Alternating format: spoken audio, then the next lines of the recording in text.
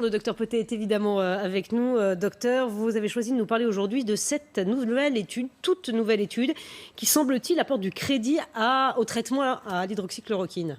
Absolument. De quoi s'agit-il? D'une étude chinoise publiée, 62 patients séparés en deux bras, 31 patients d'un côté mis sous hydroxychloroquine, de l'autre côté le fameux bras témoin, 31 patients.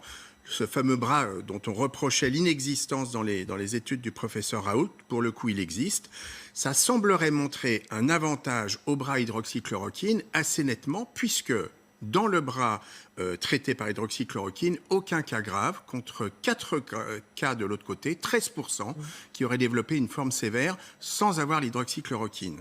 Alors, cette étude, il faut le savoir, est ce qu'on appelle un préprint. Ça n'a pas vocation à changer les prescriptions des médecins, mais alors, ça doit être examiné, validé par un comité scientifique indépendant.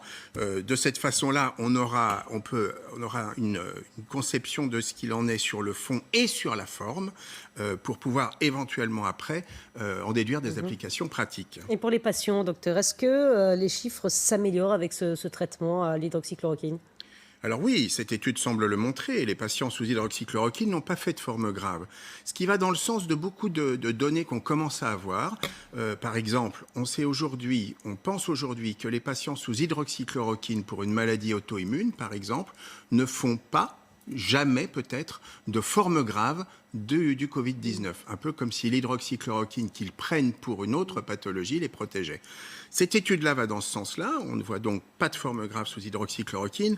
Compte tenu de ce que l'on sait de la disponibilité du médicament, de son coût, des effets secondaires attendus, et maintenant de la parole présidentielle, puisque notre président de la République a dit que ce traitement devait être essayé, il est logique de penser qu'il faut ouvrir une prescription, au moins sur des populations ciblées, ces populations de gens dont on sait qu'ils vont faire les formes graves, ceux pour lesquels la balance bénéfice-risque du traitement est vraiment positive. Voilà donc pour cette nouvelle étude. Docteur Potet, vous restez